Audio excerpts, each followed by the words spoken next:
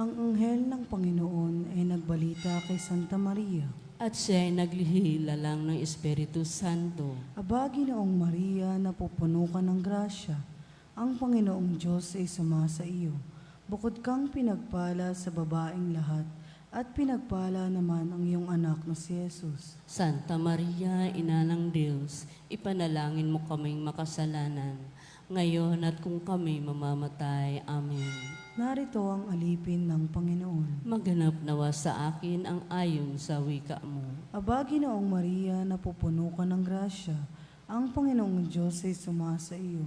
Bukod kang pinagpala sa babaeng lahat, at pinagpala naman ang iyong anak na si Jesus. Santa Maria, Ina ng Diyos, ipanalangin mo kaming makasalanan, ngayon at kung kami mamamatay. Amen. At ang salita ay nagkatawang tao. At nakipamuhay sa atin. Aba, Ginoong Maria, napupuno ka ng grasya. Ang Panginoong Diyos ay sumasa iyo. Bukod kang pinagpala sa babaeng lahat, at pinagpala naman ang iyong anak na si Jesus. Santa Maria, Ina ng Diyos, ipanalangin mo kaming makasalanan, ngayon at kung kami mamamatay. Amen. Ipanalangin mo kami, O Santa na Ina ng Diyos. Nang kami maging dapat makinabang sa mga pangako ni Kristo. Manalangin tayo. Panginoon namin Diyos, kasihan mo nawa ang aming mga kaluluwa sa iyong mahal na grasya, at yayamang dahilan sa pamamalita ng anghel ay nakilala namin ang pagkakatawang tao ni Jesucristong anak mo, pakundangan sa mahal na pasakit at pagkamatay niya sa krus. Papakinabangan mo kami ng kanyang pagkabuhay na magmuli sa kadakilaan sa langit sa pamamagitan ni Jesucristong aming Panginoon. Amen. Luwalhati sa Ama at sa Anak at sa Espiritu Santo. Kapara ng unang-una, ngayon magpasawalang hanggan. Amen. Sa ngalan ng Ama at ng Anak at ng Espiritu Santo. Amen. At ang mamumuno po sa ating banal na pagdiriwang ngayon, ang ating kura paroko, Reverend Father Douglas D. Badong.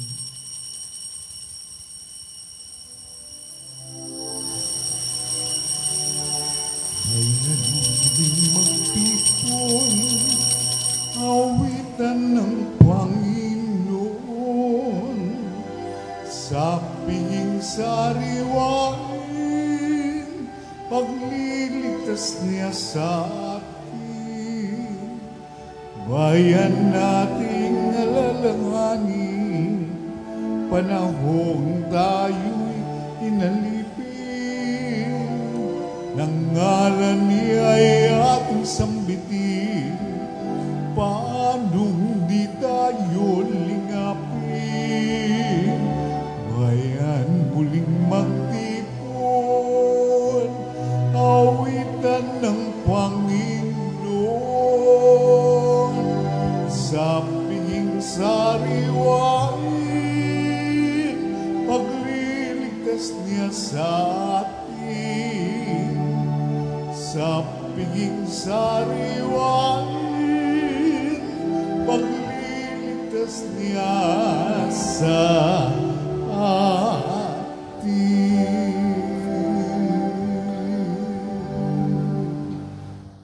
Sa ngalan ng Ama at ng Anak at ng Espiritu Santo, Amen. ang pagpapala ng ating Panginoong Heso Kristo, ang pag-ibig ng Diyos Ama, at ang makikipagkaisa ng Espiritu Santo naway sumainyong lahat. At sumaiyo rin. Ngayon po ay ginugunita natin ang kapistahan ina St. Andrew Kim Taigon, isang pari, at St. Paul Chong Hasang at mga kasamang mga martir. Mga kapatid, tinipon tayo bilang mga kaanib na angkan ng Diyos. Kaya dumulog tayo sa maawaing Panginoong nagpapatawad ng lubos. Sinugong tagapagpagaling sa mga nagsisisi, Panginoon, kaawaan mo kami. Panginoon, kaawaan mo kami. Dumating na tagapag-anyaya mga makasalanay magsisi, Kristo, kaawaan mo kami. Kristo, kaawaan mo kami. Nakaluklok ka sa kanan ng Diyos Ama para ipamagitan kami Panginoon, kaawaan mo kami. Panginoon, kaawaan mo kami. Kaawaan tayo ng makapangyarihang Diyos, patawarin tayo sa ating mga kasalanan at patnubayan tayo sa buhay na walang hanggan. Amen. Manalangin tayo. Ama naming makapangyarihan, kami tugunin mo sa aming kahilingan ngayong sina San Andrew Kim Taigon, San Paul Chong Hasang at mga kasamang mga martir ay aming ginugunita upang kami mga nagdiriwang ng pagpaparangal sa kanila ay makasunod sa kanilang katatagan sa pananampalataya sa pamamagitan ni Jesucristo kasama ng Espiritu Santo magpasawalang hanggan. Amen. Magsiupo na po ang lahat.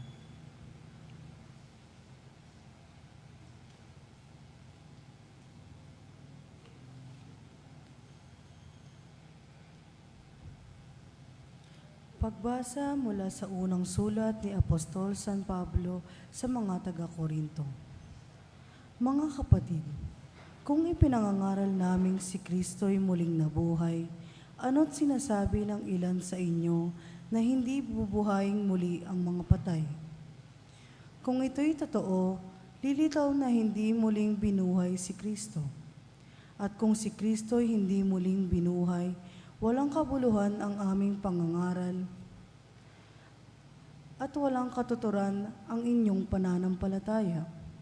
Kung magkagayon, lilitaw na kami mga bulaang saksi ng Diyos, sapagkat pinatotohanan namin na muling binuhay ng Diyos si Kristo. Ngunit lilitaw na hindi ito totoo. Kung talagang di bubuhayin muli ang mga patay, kung hindi mo buhayin muli ang mga patay, hindi rin muling binuhay si Kristo. At kung hindi muling binuhay si Kristo, kayo'y hindi pa nahahango sa inyong mga kasalanan. At walang katuturan ang inyong pananampalataya. Hindi lamang iyan. Lilitaw pa na ang lahat ng namatay na nananalig kay Kristo ay napahamak. Kung ang pag-asa natin kay Kristo ay para sa buhay na ito lamang, tayo na ang pinakakawawa sa lahat ng tao. Ngunit ang totoo, si Kristo'y muling binuhay bilang katibayan na muling bubuhayin ang mga patay. Ang salita ng Diyos. Salamat sa Diyos. Salmong tugunan. Pagising ko poong sinta, sa piling mo'y magsasaya. Ulitin po nating lahat. Pagising ko poong sinta, sa piling mo'y nagsasaya. Dinggin mo po, Panginoon, ang tapat kong panawagan. Poon ako ay dinggin mo sa daing ko na tulungan. Pagkat ako'y taong tapat, di nandaya kailanman. Kaya ako'y sumasamong, dalangin ko ay pakinggan. Tugon, Pagising ko poong sinta, sa piling mo'y magsasaya. ang daing ko, Panginoon, ay lagi mong dinirinig. Kaya ako'y dumudulong at sa iyo humihibig. Sa amin ay ipadama yaong banal mong pag-ibig. Sa piling mo'y ligtas kami sa kamay ng malulupit. Tugon, Pagising ko poong sinta, sa piling mo'y magsasaya. kung paanong sa mata mo'y lubos ang iyong pag-iingat, gayon ako iningatan mo sa lilim ng iyong pakpak. Yamang ako ay matuwid, ang mukha mo'y mamamalas. Kapag ako ay nagising, sa piling mo'y magagalak. Tugon, Pagising ko poong sinta, sa piling mo'y magsasaya. Magsitayo na po ang lahat.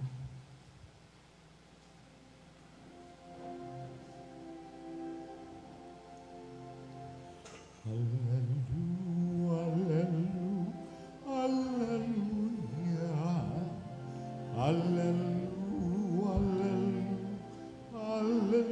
hallelujah. Purihin ang Diyos, hallelujah.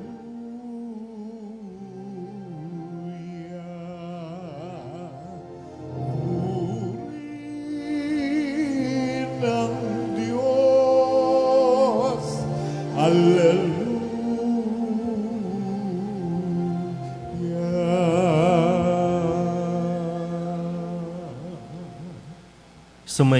ang Panginoon. At sumaiyo rin. Ang mabuting balita ng Panginoon ayon kay San Lucas. Papuri sa iyo, Panginoon. Noong panahong iyon, nilibot ni Jesus ang mga bayan at nayon. Nangangaral siya at nagtuturo ng mabuting balita tungkol sa paghahari ng Diyos. Kasama niya ang 12 at ilang babaeng pinagaling niya sa masasamang espiritu at mga karamdaman. Si Maria na tinatawag na Magdalena, mula sa kanya'y 7 demonyo ang pinalayas. Si Juan ang asawa ni Kusa, nakatiwala ni Herodes. Si Susana at marami pang iba. Ang ari-arian nila ang itinustos nila sa pangangailangan ni Jesus at ng kanyang mga alagad. Ang mabuting balita ng Panginoon. Pinupuri ka namin, Panginoong Hesukristo. Magsiupo na po ang lahat. Isang magandang umaga po sa inyong lahat.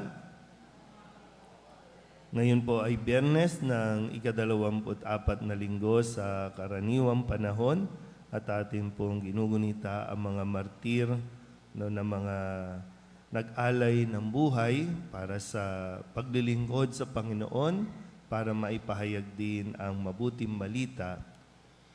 At sa araw na ito, ating narinig ang pagbabanggit ng mga pangalan ng mga kababaihan na sumama kay Jesus, saan man siya mapunta.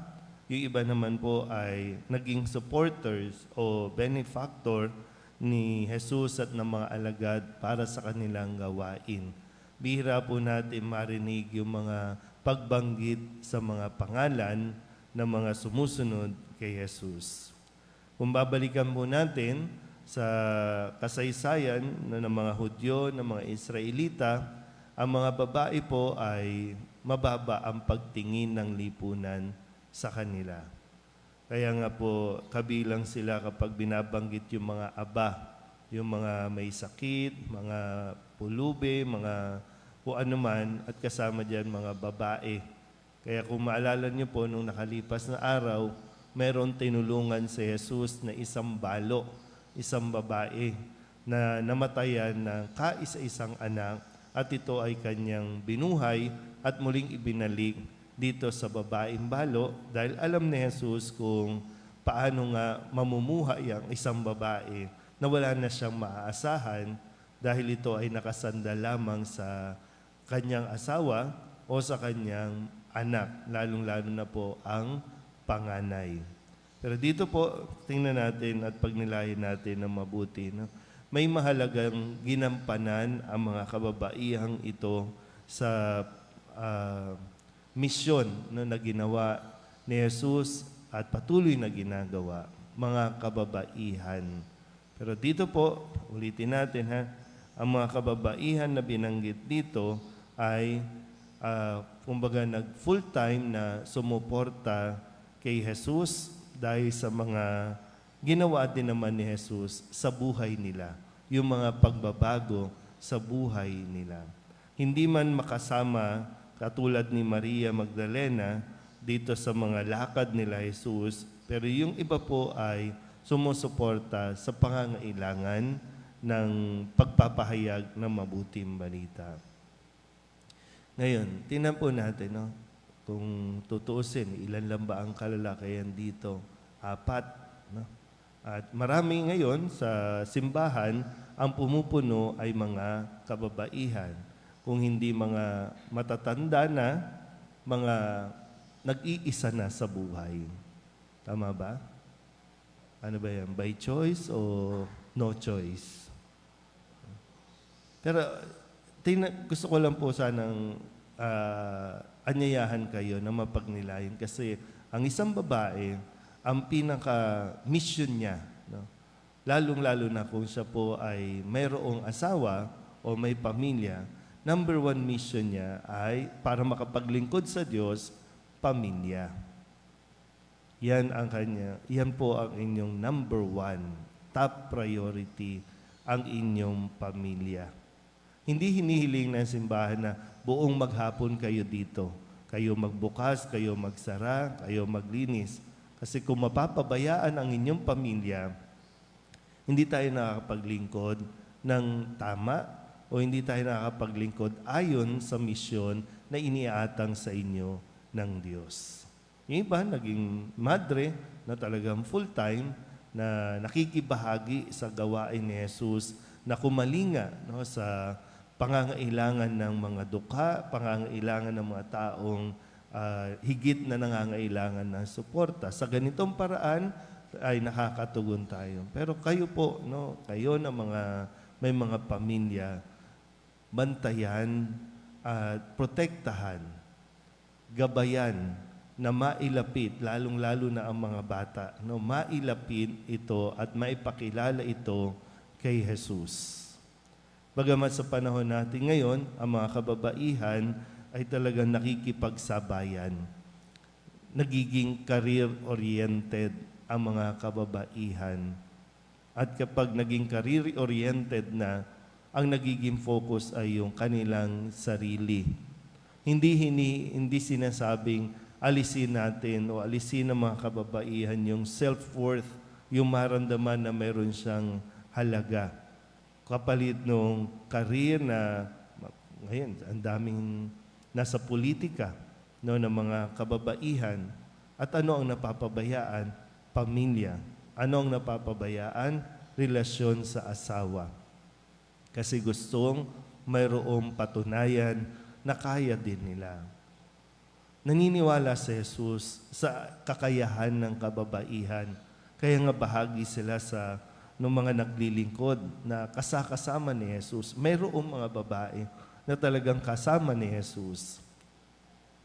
Pero kung hindi ikaw tinawag para maging kasama full-time, 100%, na magmisyon, ang iyong misyon ay ang itinilaga sa iyo ng Diyos na pamilya. Magsimba at sa inyong pagsisimba, maisama ninyo ang inyong pamilya. Talagang, hindi ko alam po kung napapansin nyo rin na sa pakikipagsabayan ng babae ay talagang nasisira ang pamilya na ibinigay ng Diyos.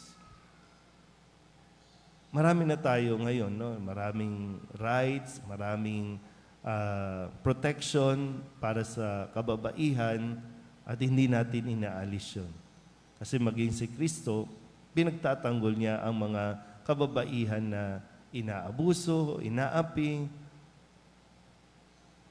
o dinidiscriminate man. Hindi rin dapat mawala sa isipan ng kababaihan yung pinakamahalagang dapat ninyong gawin.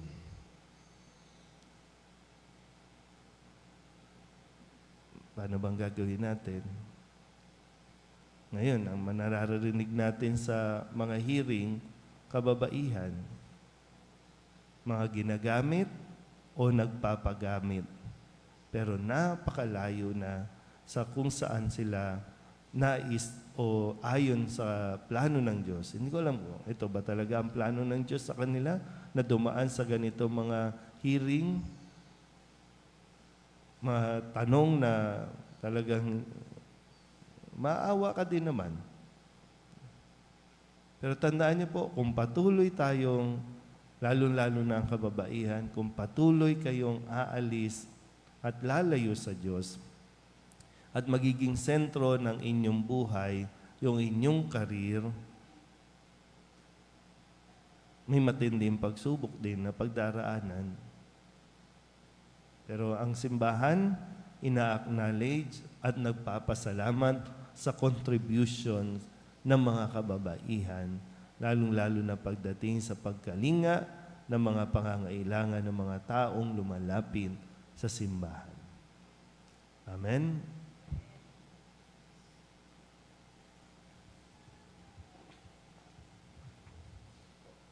Magsitayo na po ang lahat. Sa ating puno ng pag-asa at pananalig, manalangin tayo sa Diyos Ama na nananabik na madama nating higit ang Kanyang presensya. Ang ating pong itutugon, gamitin mo kami sa iyong gawain, O Panginoon. Gamitin mo kami sa iyong gawain, O Panginoon.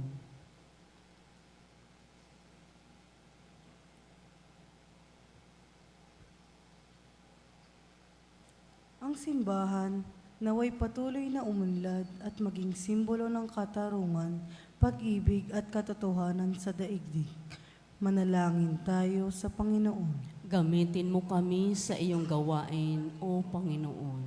Bilang isang komunidad, naway huwag natin ipagwalang bahala ang ating buhay, pananampalataya, pagkus hanapin natin ang Diyos maging sa mga paghihirap at pagsubok. Manalangin tayo sa Panginoon. Gamitin mo kami sa iyong gawain, O Panginoon. Ang mga bata naway lumaki sa pamamaraan ng biyaya at tumanda na katulad ng mga taong kawangis ni Kristo. Manalangin tayo sa Panginoon. Gamitin mo kami sa iyong gawain, O Panginoon. Ang mga may sakit naway mapalakas sa pananampalataya sa pamamagitan ng kanilang pag-uugnay ng kanilang pagdurusa sa mga pagdurusa ni Kristo. Manalangin tayo sa Panginoon. Gamitin mo kami sa iyong gawain, O Panginoon. Ang ating mga mahal na yumao, naway magtamasa ng buhay ng kapayapaan, kaligayahan at kasiyahan sa kaharian ng Diyos. Manalangin tayo sa Panginoon. Gamitin mo kami sa iyong gawain, O Panginoon. Upang mamayani ang kapayapaan sa Ukraine, sa Holy-Hand at sa buong mundo, at ipagadya nawa ang sangkatauhan sa karahasan, kasakiman at mga abuso ng kapangyarihan na nagdudulot ng paghihirap at kamatayan sa marami.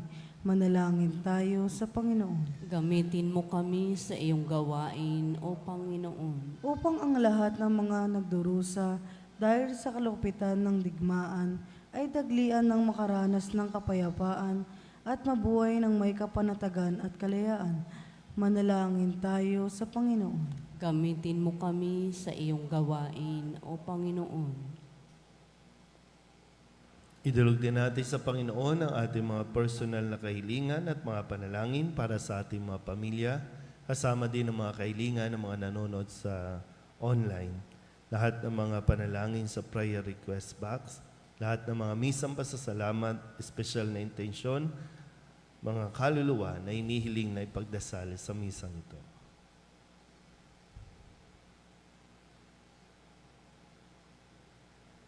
Ang lahat ng ito iniling namin sa ngalan ni Kristo, ang aming Panginoon. Amen. Magsiupo na po ang lahat.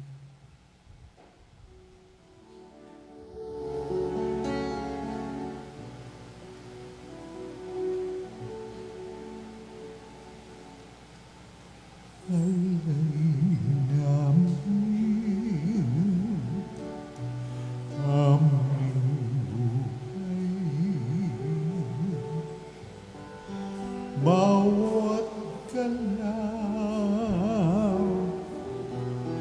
at lumbay, bawat pangarap naming taglay sa palad mo ilalagay. Magsitayo na po ang lahat. Manalangin kayo mga kapatid upang paghahain natin ang kalugdan ng Diyos sa mga makapangyarihan. Tanggapin nawa ng Panginoon itong paghahain sa iyong mga kamay, sa kapurihan niya at karangalan sa ating kapakinabangan, at sa buong sambayanan niyang banal. Ama naming lumikha, tanggapin mo ang mga alay na aming inihahain. Ngayong ginugunita namin ang mga banal na martir at ipagkaloob mo ang aming sambahin ang ngalan mo ng may katatagan sa pamamagitan ni Yesu Kristo kasama ng Espiritu Santo magpasawalang hanggan. Amen. Sumainyo ang Panginoon. At sumaiyo rin. Itaas sa Diyos ang inyong puso at diwa. Itinaas na namin sa Panginoon. Pasalamatan natin ang Panginoong ating Diyos. Marapat na siya ay pasalamatan. Ama naming makapangyarihan, tunay nga marapat na ikaw ay aming pasalamatan. Ngayong aming kagalakan na ang mga martir ay parangalan. Sila'y kapanalig naming may paninindigan na ikaw ay ipahayag kahit sila'y mamatay. Sapagkat minarapat mong kanilang matularan ang iyong anak na naghain ng sariling buhay. Tulad ng naganap sa iyong anak, ang dugo ng mga martir ay dumanak, hindi dahil sa katatagang likas, kundi dahil sa iyong bigay na lakas. Kaya kaysa ng mga anghel na nagsisiawin ng papuri sa iyo, nang walang humpay sa kalangitan, kami nagbubunyi sa iyong kadakilaan.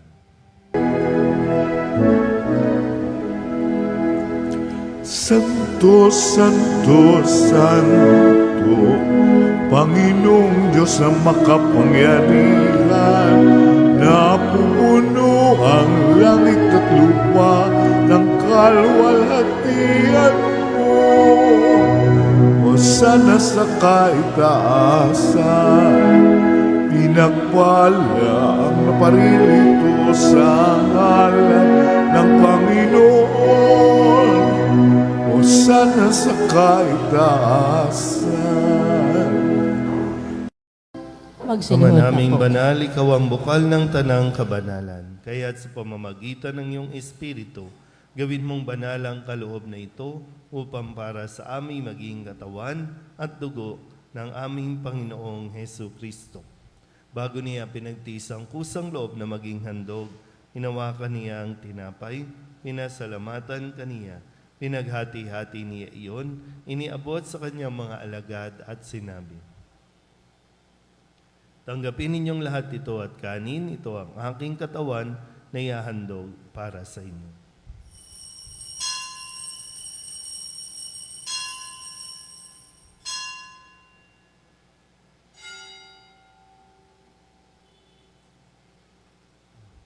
Gayun din naman, nung matapos ang hapunan, hinawakan niya ang kalis, muli kaniyang pinasalamatan. Iniabot niya ang kalis sa kanyang mga alagad at sinabi, tanggapin ninyong lahat ito at inumin.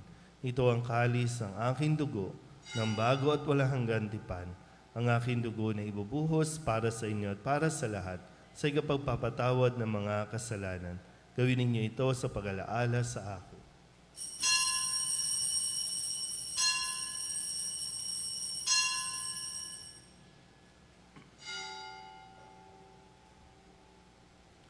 Ipagbunyi natin ang misteryo ng pananampalataya.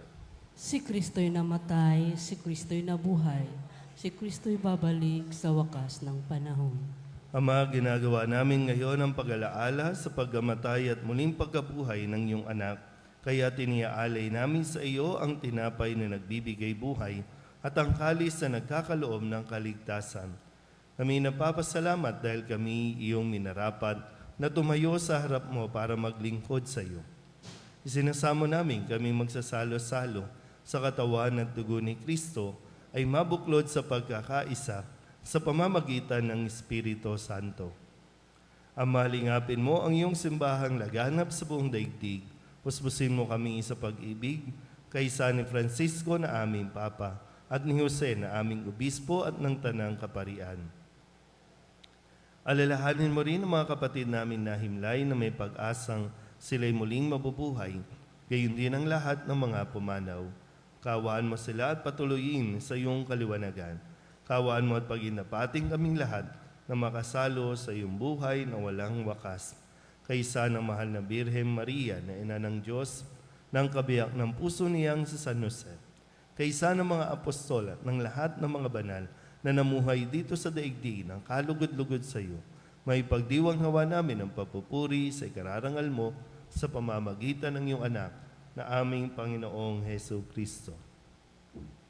Sa pamamagitan ni Kristo, kasama niya at sa Kanya, ang lahat ng parangal at papuri ay sa iyo, Diyos amang makapangyarihan, kasama ng Espiritu Santo, magpasawalang hanggan. Amen. Amen. Amen.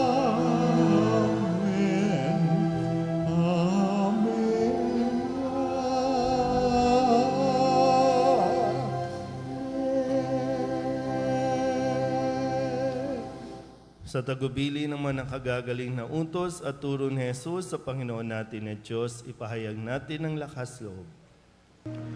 Ama namin, sumasalangit ka. Sambahin ang ngalan mo. Mapasa amin ang kaharian mo. Sundin ang loob mo. Dito sa lupa para lang sa langit. Bigyan mo kami ngayon ng aming kakanin sa araw-araw at patawarin mo kami sa aming mga sala para ng pagpapatawad namin sa nagkakasala sa amin. At huwag mo kaming ipahintulot sa tukso at diadya mo kami sa lahat ng masama.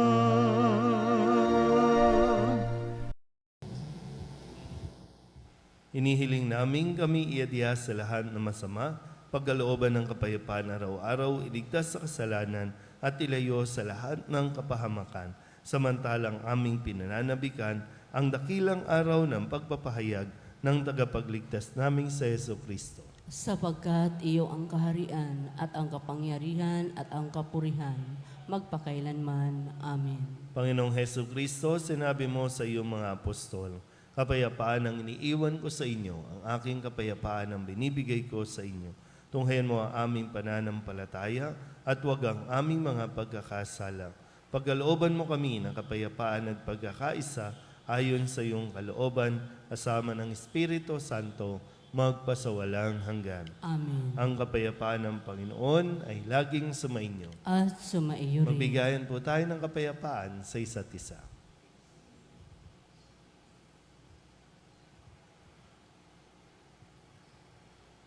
Kordero ng Diyos na nag-aalis ng mga kasalanan ng sanlibutan, maawa ka sa amin.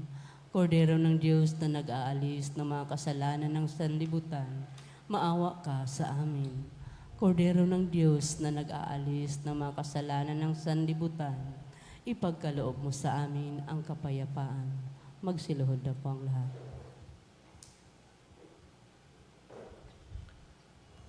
Ito ang kordero ng Diyos, ito ang nag-aalis ang kasalanan ng sanlibutan. Mapalad ang mga inaanyayahan sa kanyang piging. Panginoon, hindi ako karapat-dapat na magpatuloy sa iyo, ngunit sa isang salita mo lamang ay gagaling na ako. Di ba, Jesus ko, ikaw ang buhay ng kaluluwa at katawan. Walang katulad na kaligayahan ang sa puso'y nararamdaman. Wala akong takot pagkat ikaw ay nariyan. Alam ko ring ako ay di mo pababayaan. Mayroon pa ba kaya kung dapat pangambahan maliban sa aking mga pagkukulang? Di ba, Jesus ko,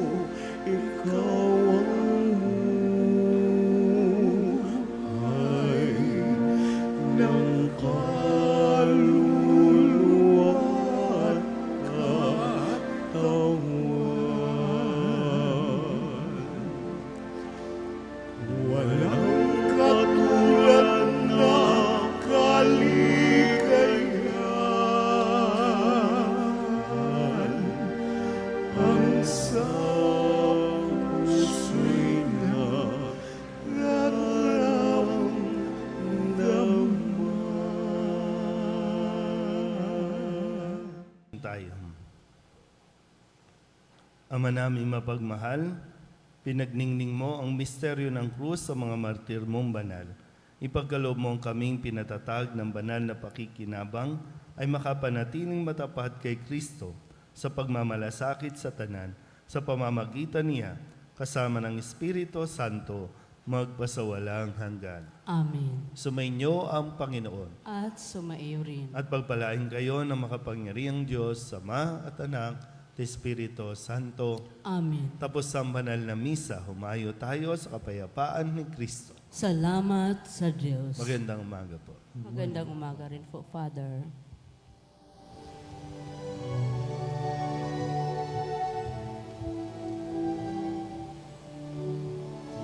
Ang sinuman ang nabuhay para sa sarili lamang. Walang sinuman ang namamatay para sa sarili lamang. Tayong lahat ay may pananagutan sa isa't isa. Tayong lahat ay tinipo ng Diyos na kapiling.